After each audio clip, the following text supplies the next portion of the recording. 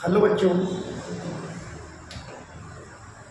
लगता है mike on नहीं। हेलो बच्चों, good morning. Good morning to all. ठीक है, ठीक ठीक ठीक है। हाँ, कल मैच जीत गई आरबीसी, बधाई हो आप लोगों को। और देखो बहुत सारे बॉयज बैठे हुए हैं। हाँ, बिल्कुल बिल्कुल। नहीं नहीं, जो बेहतर खेलेगा वही जीतेगा। नहीं, चलिए, बहुत अच्छा। आप लोग जश्न मनाए होंगे कल, बहुत सारे लोग, बहुत बेहतर है। वैसे हम लोग अब पढ़ाई का जश्न मनाते हैं। चलिए स्टार्ट करें। देखिए नहीं नहीं, ठीक है ठीक है, बहुत अच्छा है। खूब जश्न मनाना चाहिए, थाली वाली पीटो। बहुत सारे लोगों ने किया कल, 18 साल के बाद जो जीती है उनकी टीम।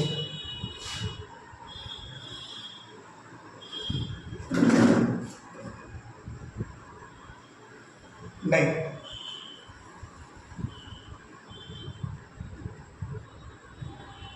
मैं पंजाब के साइड था थोड़े टाइम के लिए, फिर मैंने टीवी बंद कर दिया। चलिए ठीक ठीक है, स्टार्ट करें हम लोग। देखिए आज हम लोग क्या पढ़ने वाले हैं, तो देखिए secondary sex organ of male आप एग्जैक्टली पढ़ रहे थे कल, और हमने इपिडाइडिमिस कल कंप्लीट कराए थे आपके, ठीक है ना। आज हम लोग जो पढ़ने वाले हैं उस टॉपिक का नाम क्या है, उसका नाम है वास डिफरेंस। चलिए आज हम लोग बात कर रहे हैं किसकी, वास डिफरेंस की, जिसको हम लोग वासा डिफरेंशिया भी कहते हैं, या इसी को हम लोग डक्टस डिफरेंस भी कहते हैं। ठीक है, तो हमारे पास अलग अलग नाम है वास्ट डिफरेंसेस के।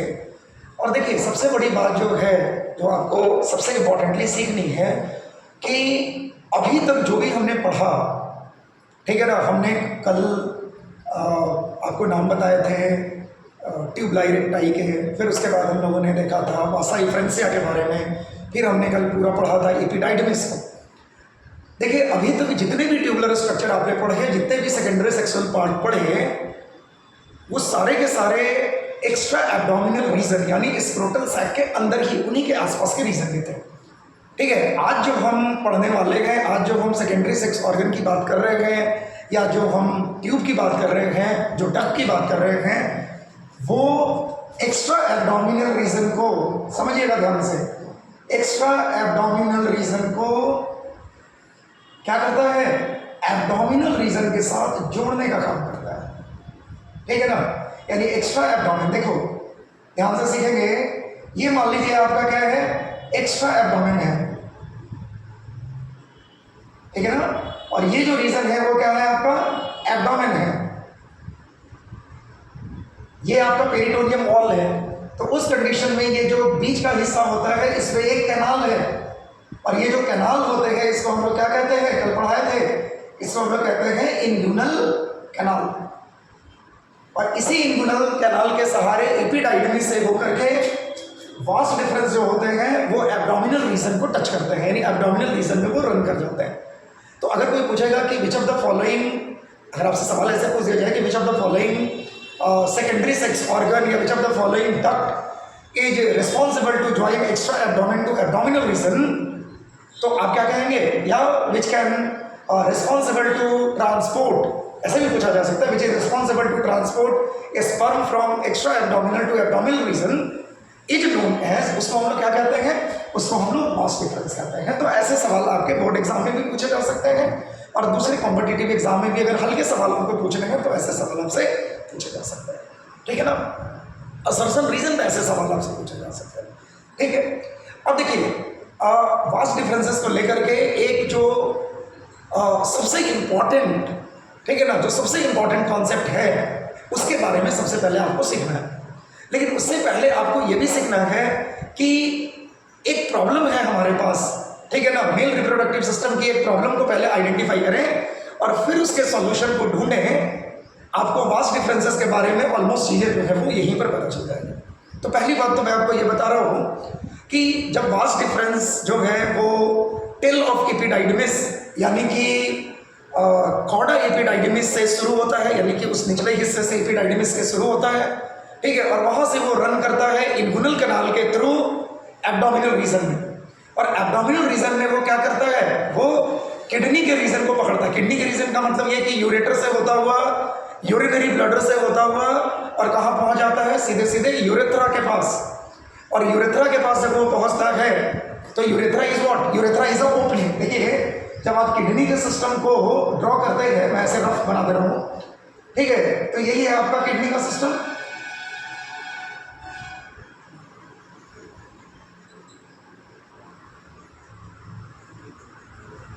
ये है आपका किडनी का सिस्टम, और यहां पर है आपका क्या, ये है आपका यूरिनरी ब्लडर, और ये है आपका यूरेथ्रा।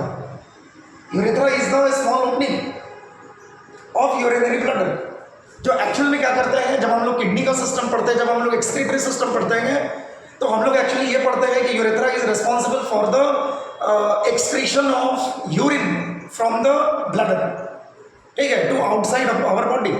लेकिन यहाँ पर आपको ये भी जानना चाहिए, आप पढ़ रहे हैं मेल, और मेल के लिए एक बहुत इंपॉर्टेंट सी चीज़ है कि आपकी जो यूरिनरी सिस्टम होती है और जो आपकी जेनाइटल सिस्टम होती है उसका एक ही ट्रैक है, ठीक है, और उस ट्रैक को हम लोग क्या कहते हैं, उसको हम लोग कहते हैं यूरिनो जेनाइटल ट्रैक। तो एक्चुअल में होता क्या है, फिर से समझिए, एक्चुअल में होता यह है कि जब आपके वास्ट डिफरेंसेस जो है वो यूरेथ्रा तक पहुंचते हैं तो यूरेथ्रल ओपनिंग के साथ, यानी यूरेथ्रा के जो ट्यूबुलर पार्ट है उनके साथ ये जुड़ जाता है। सो एक्चुअल में ये urethra is the part of what, urinary system. तो एक तरफ यूरेथ्रा का पार्ट है और एक तरफ क्या है आपका वास्ट डिफरेंस है, दोनों आपस में जुड़ते हैं, they form a duct like structure, और उस डक्ट का नाम है, उसको हम लोग क्या कहते हैं, उसको हम लोग कहते हैं इजैकुलेटरी डक्ट।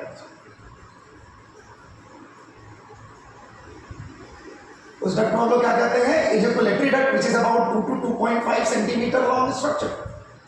तो एक्चुअल में क्या होता है कि यूरिनरी डक्ट यानी यूरेथ्रा और दूसरा वास्ट डिफरेंस दोनों जो होते हैं वो एक पॉइंट पर मिलते हैं, और मिलने के बाद एक छोटा सा डक्ट तैयार करते हैं, and that duct is known as ejaculatory duct. और यही इजैकुलेटरी डक्ट जो होते हैं वो रिस्पॉन्सिबल होते हैं यूरिन को ट्रांसपोर्ट करने, यूरिन को बाहर करने, और दूसरा ट्रांसपोर्टेशन ऑफ स्पर्म। तो ये बात तो आपको समझ में आ गई ना सारे लोगों को, ठीक है, ये वाली बात सबको समझ में आ गई कि एक ही डक्ट है जिससे यूरिन भी पास ऑन होना है, और वही डक्ट जो है it is responsible for the secretion of sperm also, यानी स्पर्म को भी सिक्रीट आउट करेगा और यूरिन को भी सिक्रीट आउट करेगा। इसमें तो किसी को डाउट नहीं है, किसी को डाउट है बच्चा लोग, किसी को डाउट है क्या, नहीं, बहुत अच्छा।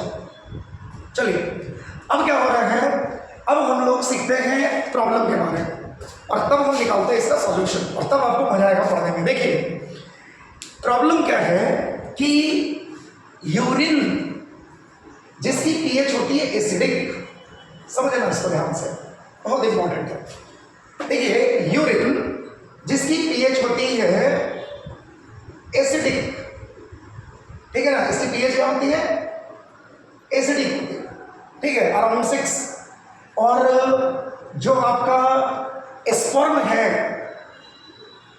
उसको चाहिए जिस पीएच पर ये वर्क करते हैं, जो पीएच इनकी रिक्वायरमेंट होती है वो होती है एक्चुअली बेसिक या अल्कलाइन।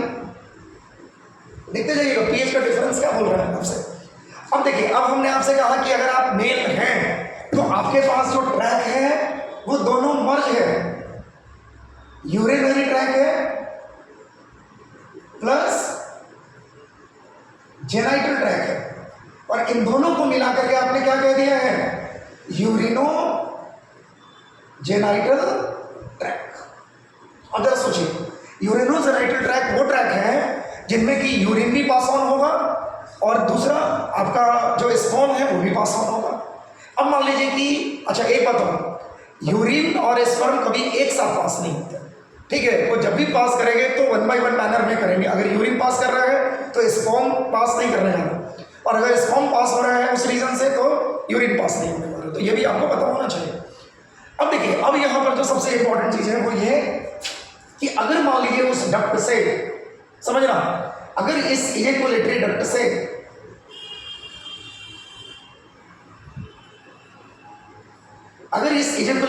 से सबसे पहले यूरिन पास कर गया, इसका मतलब कि ये पूरा जो इजैकुलेटरी डक्ट है उसकी पीएच क्या हो गई, एसिडिक हो गई। अब इस एसिडिक यूरिनरी ट्रैक्ट से, यानी कि यूरिनोजेनाइटल ट्रैक्ट से या इजैकुलेटरी डक्ट के रीजन से अगर आप स्पर्म को पास कराइएगा, अगर आप स्पर्म को पास होने दीजिएगा, तो उस कंडीशन में क्या हो जाएगा, क्योंकि ये नेचर इसका कैसा है, एसिडिक, तो उस कंडीशन में स्पर्म विल डाई, यानी स्पर्म इस एसिडिक कंडीशन में जिंदा नहीं रहेंगे। So most of the sperm will die in this region. तो बताइए तो क्या फायदा हुआ फिर? ठीक है, फिर तो एक बहुत बड़ा चैलेंज है, क्योंकि फीमेल रिप्रोडक्टिव सिस्टम के अंदर, फीमेल जेनाइटल सिस्टम के अंदर मिलियंस ऑफ स्पर्म की एंट्री होनी है। ठीक है, और अगर स्पर्म आपके यूरिनरी या फिर यूरिनोजेनाइटल ट्रैक्ट में ही अगर मर जाएंगे, तो फिर तो कॉपुलेटरी एक्टिविटी के बाद फर्टिलाइजेशन होने से फिर तो वो बेहतर तरीके से परफॉर्मेंस होगी नहीं, जिस काम के लिए आप स्पर्म को फीमेल रिप्रोडक्टिव सिस्टम के अंदर इंट्रोड्यूस कर रहे हैं। तो यहाँ पर ये जो प्रॉब्लम है उसका क्या सॉल्यूशन है? ठीक है, प्रॉब्लम समझ गया ना? प्रॉब्लम समझ गया सब लोग? प्रॉब्लम फिर से समझा रहा हूँ। प्रॉब्लम बहुत सिंपल है कि यूरिनरी सिस्टम और जेनाइटल सिस्टम एक ही है, इजैकुलेटरी डक्ट के फॉर्म में है, जिसको आप लोग क्या कहते हैं, यूरिनोजेनाइटल ट्रैक्ट कहते हैं। उसमें से यूरिन सबसे पहले पास कर गया, उसका पीएच जो है वो एसिडिक हो गया।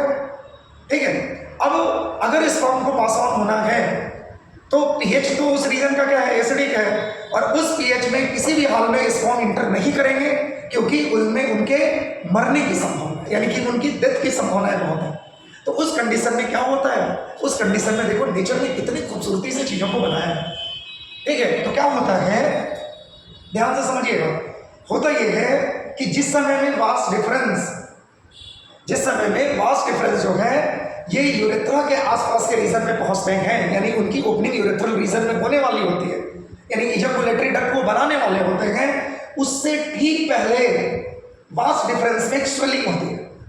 ठीक है, वास्ट डिफरेंस में एक स्वेलिंग होती है, और इस स्वेलिंग को हम लोग क्या कहते हैं, एम्पुला कहते हैं।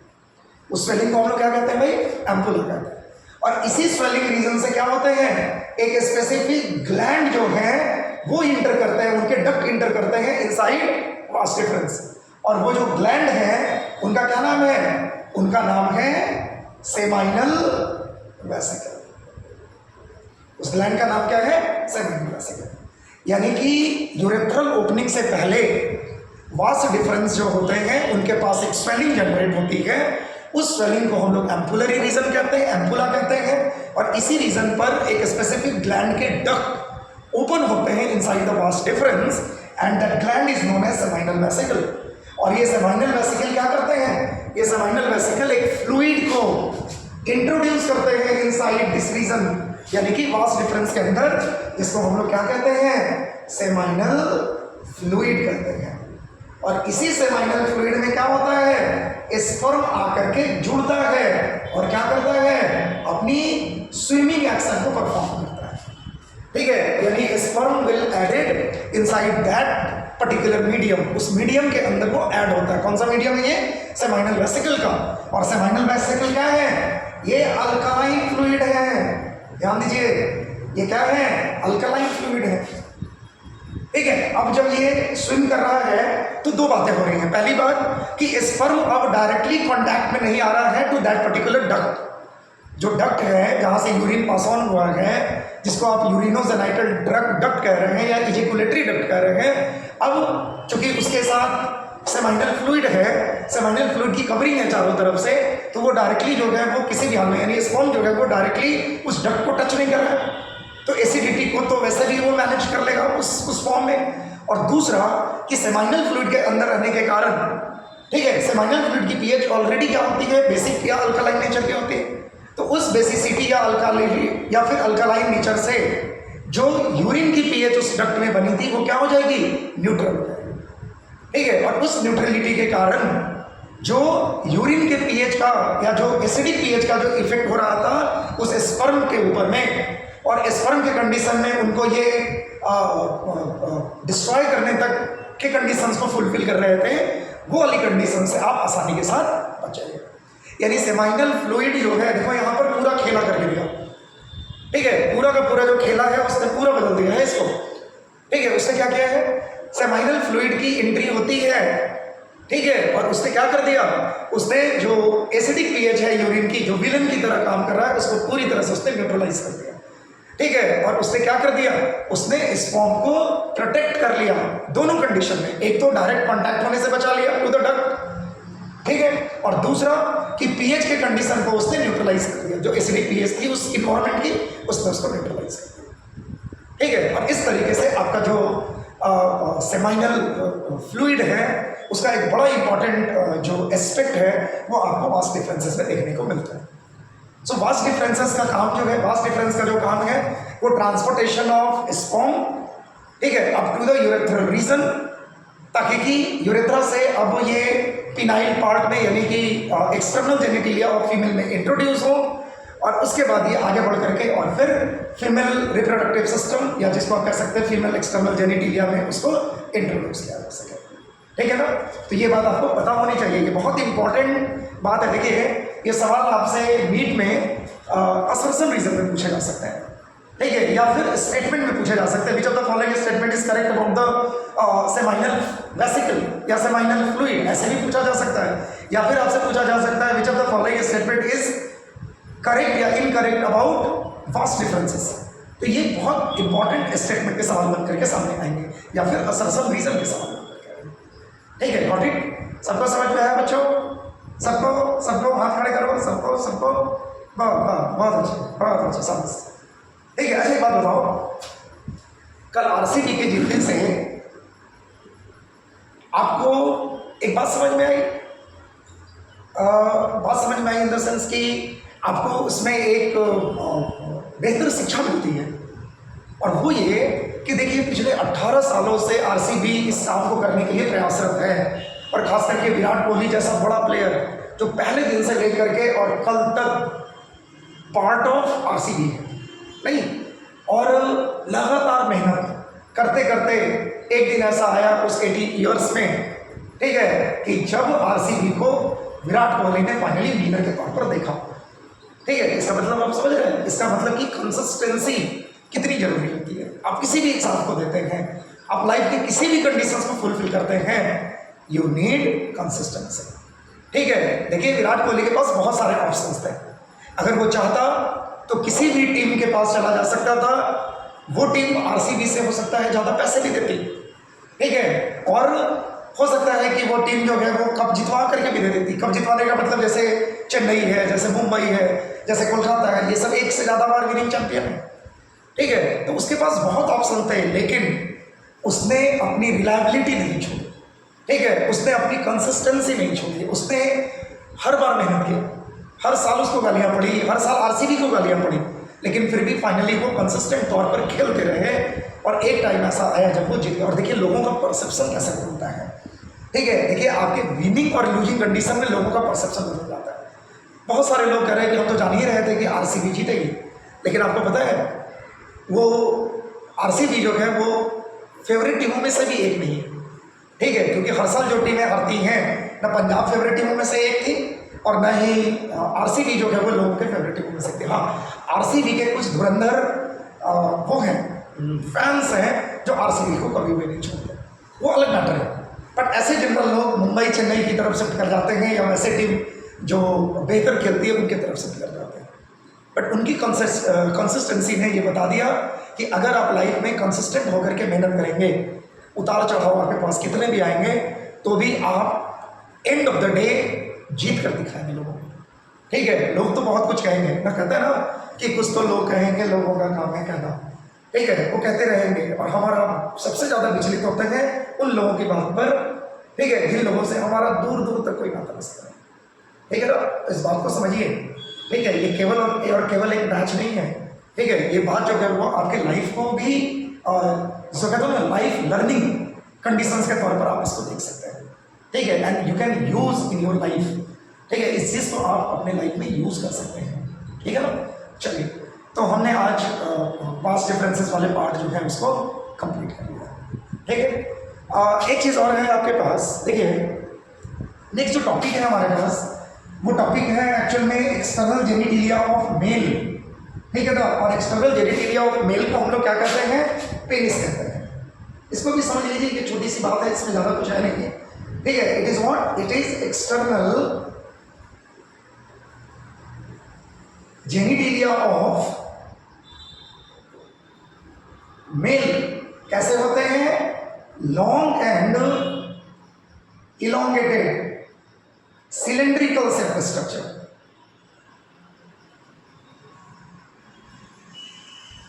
जो क्या करते हैं, यूरिन को भी बाहर निकालते हैं, यूरिन को भी एक्सक्रीट आउट करते हैं और स्पर्म को भी एक्सक्रीट करते हैं। यूरिन का भी एक्सक्रीशन कराते हैं और स्पर्म का भी एक्सक्रीशन की परफॉर्म करके देते हैं, ठीक है। अब देखिए, जब जिस समय में इनको अपनी रिप्रोडक्टिव एक्टिविटी करनी होती है, पेनिस को जिस समय में कॉपुलेटरी एक्टिविटी की शुरुआत होती है, तो आपको एक बात पता होना चाहिए कि पेनिस के पास दो अलग अलग किस्म के टिश्यूज पाए जाते हैं।